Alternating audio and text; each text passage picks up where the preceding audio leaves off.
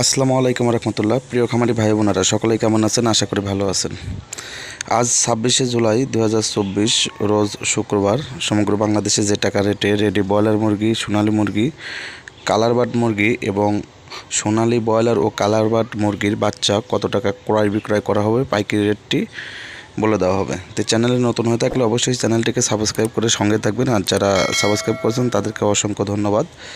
তো প্রথম আপনাদেরকে একটি কথাই বলি, আমরা যে দামটি এবং রেটটি বলে থাকবো সে দাম থেকে 2-1 টাকা কম বেশ হতে পারে, কারণ বিভিন্ন এলাকা ভিত্তিকের উপর নির্ভর করে কেজিতে 2-4-5 টাকা কম বেশ হয়ে থাকে এবং বাচ্চাও 2-1 টাকা কম বেশ হয়ে থাকে, কারণ ডিলার থেকে বাচ্চা নেওয়া হয়। এর জন্য বাচ্চার রেটটাও বিভিন্ন জায়গায় বাচ্চা প্রতি 1-2 টাকা 3 টাকা কম বেশ হয়ে থাকে। অবশ্যই আপনারা বাচ্চা ক্রয় করলে এ গ্রেড বাচ্চা ক্রয় করবেন এবং ডিলারের সাথে কথাবার্তা বলে যাচাই বাছাই করে মুরগির বাচ্চা ক্রয় করবেন এবং রেডি মুরগি বিক্রয় করবেন। আজকে 26শে জুলাই রোজ শুক্রবার।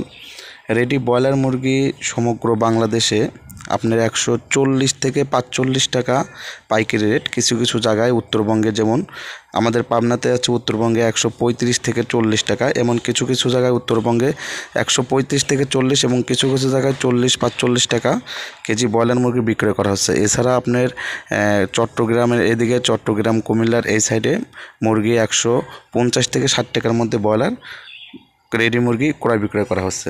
এছাড়া সোনালী মুরগি সমগ্র বাংলাদেশে আপনার সোনালী 220 থেকে 225, 210 টাকা এরকম সোনালী মুরগি বিক্রয় করা হচ্ছে।